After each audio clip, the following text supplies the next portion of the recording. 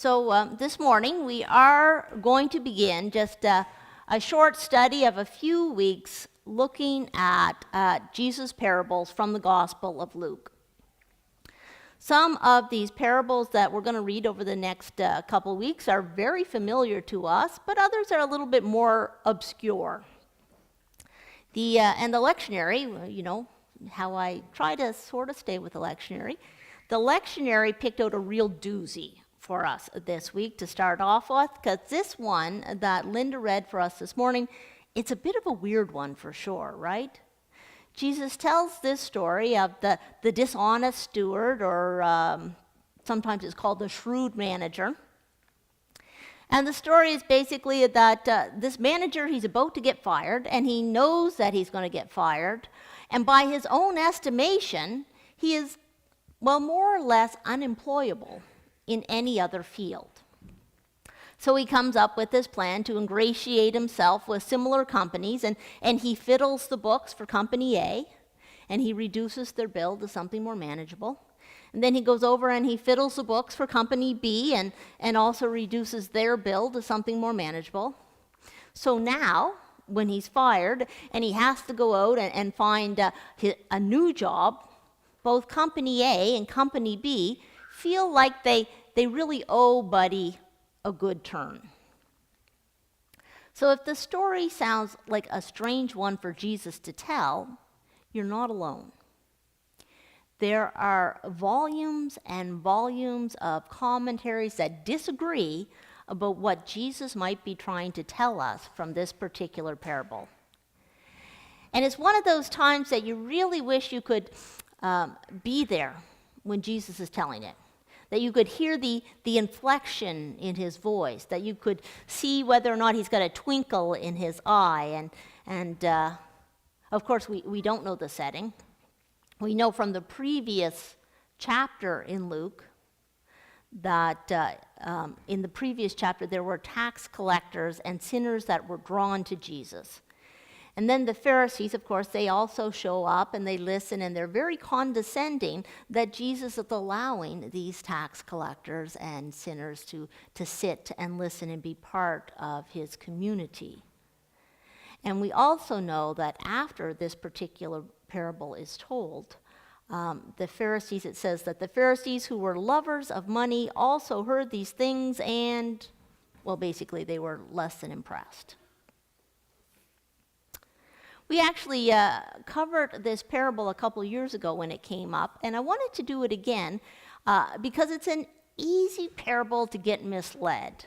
And as I was reading the commentaries around it coming up this time, I was really taken aback at some of the interpretations that were coming out of this particular parable.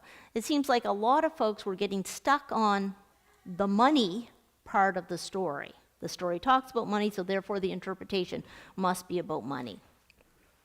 And I was saying, you know, it could be about money as an example, but the meaning is actually much, much broader.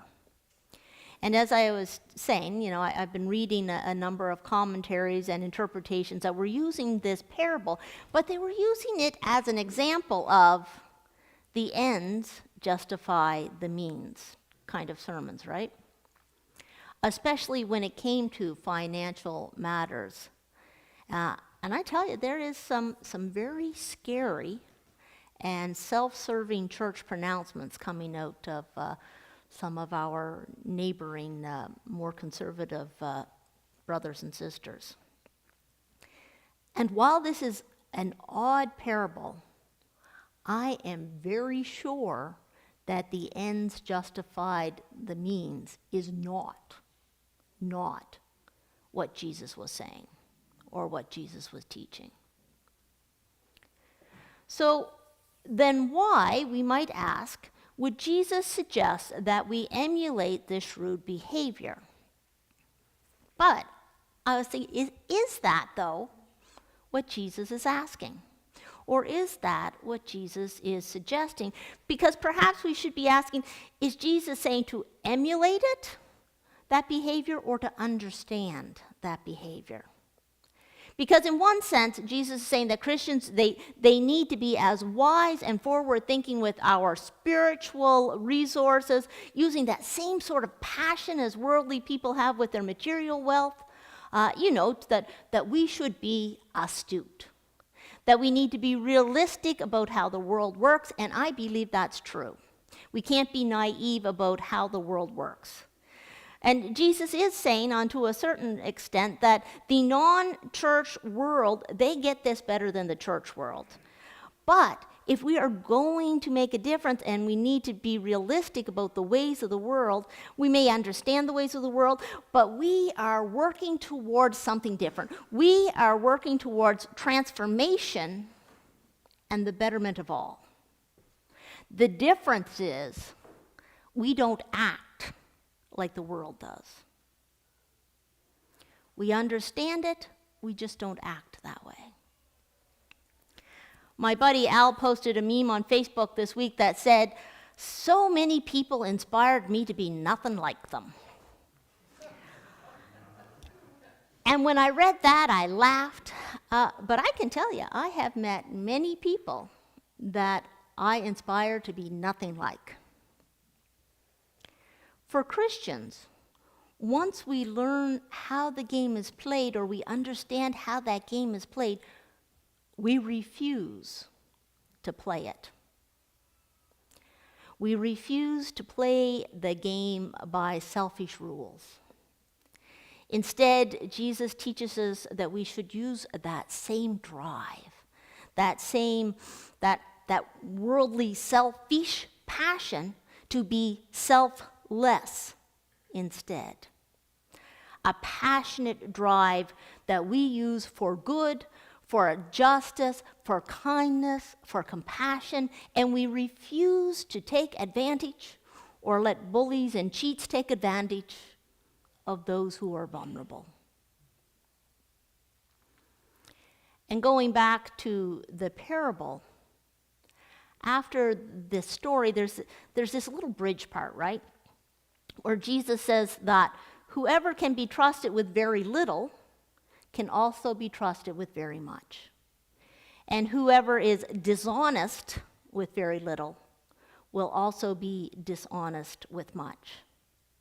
So if you've not been trustworthy in handling worldly wealth, who will trust you with true riches?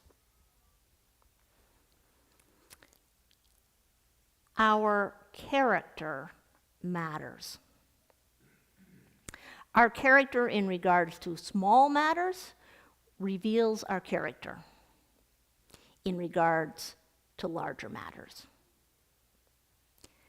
Now, I was blessed to do a lot of reading this week. I had a lot of time to read, which usually comes when I'm very, very busy. And when I'm very, very busy, I don't have a lot of time in between things to do, stuff off my list. So I've always got like a magazine or a book in my purse that if I've got like 15, 20 minutes between things, I pull them out and I read, which is why, I have to carry this really large purse. And those who have said sometimes that, wow, that looks heavy, yes, it is. But that's why. So I was blessed to do a lot of reading this week, and I got to read articles, everything from the voting patterns of second-generation immigrants and refugees, which I thought, that's interesting. I read about the mental health importance of accessible green space and renewable energy innovations. And then there was this little article called How to Be Kinder. And I skipped it, thinking, how fluffy. People already know how to be kind. But after reading like this variety of all these articles that kind of raise your anxiety levels, I started wondering if my assumption about kindness was as true as I thought. And I did kind of try to go back and find it, but I never did find it again. But I do know that being kind takes some intention. And people don't generally start out to be unkind. It's just after a while we stop thinking about it, right? And you get out of practice. To be a person of good character takes intention. My neighbors next door moved this week, and they were a really nice couple, and I'm gonna miss them. I'm sure the new folks will also be kind. But my neighbor Richard, he was a fellow of very generous spirit. And here's the kind of guy he was.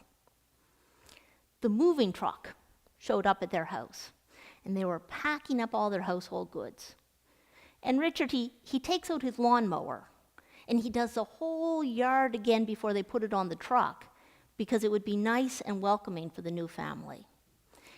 And when I said, man, buddy, you're kind of busy to be mowing the lawn, he said, yeah, but the new people who are moving in, they'll be busy and they won't have time to think about the lawn, so he just thought he would do that.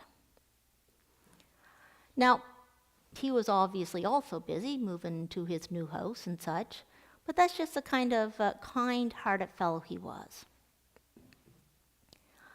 Sometimes, friends, resisting playing the game means going out of our way to do those small acts of kindness, never knowing whether that kindness is ever going to be appreciated or even noticed, really.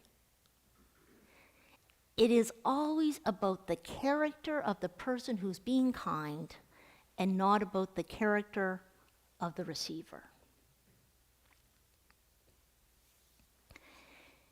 And if we are Christians of good character, then I believe God will open up for us many opportunities to show that kindness and that compassion, those opportunities to take a stand for justice. And if the shrewdly dishonest stewards of the world are wise enough to recognize those opportunities for selfish gain, then we as good stewards of God's creation should also be wise enough to recognize those opportunities when we can share God's grace. We know how the game is played, we just play it differently and towards different goals. And as we learn to use those opportunities that become available to us in order to make a difference for the world, in order to transform the world with the gospel of Jesus Christ, and my friends, that is transformative. It makes a difference in people's lives. And the more we recognize those opportunities, and the more those opportunities are going to present themselves. However, the opposite is also true, right? If we refuse to engage beyond our comfort zone, if we squander opportunities when we can share the gospel, then I think those opportunities for transformation are going to get smaller and smaller and less. God has given to the church, God has given to each and every one of us gifts of imagination and gifts of adaptability. The ways in which we are the church in the world is always changing. We know that. It's changing as cultures and norms, they shift. And friends, that's just the way it is, right? The thing is, we have the imagination to adapt. I've said it before, the core message of the gospel does not change, but the ways in which we communicate that gospel is always changing. And that's not a bad thing, that is simply reality. We get new music, we get new activities, we find new ways to engage with the scriptures, new ways to make those scriptures come alive for us in a new generation. And friends, it is good. It is good. We just need to approach it with all the passion we have to share the gospel. You know, with the same kind of passion similar to what the world invests in their personal gain. May God grant us such passion. Thanks be to God. Amen.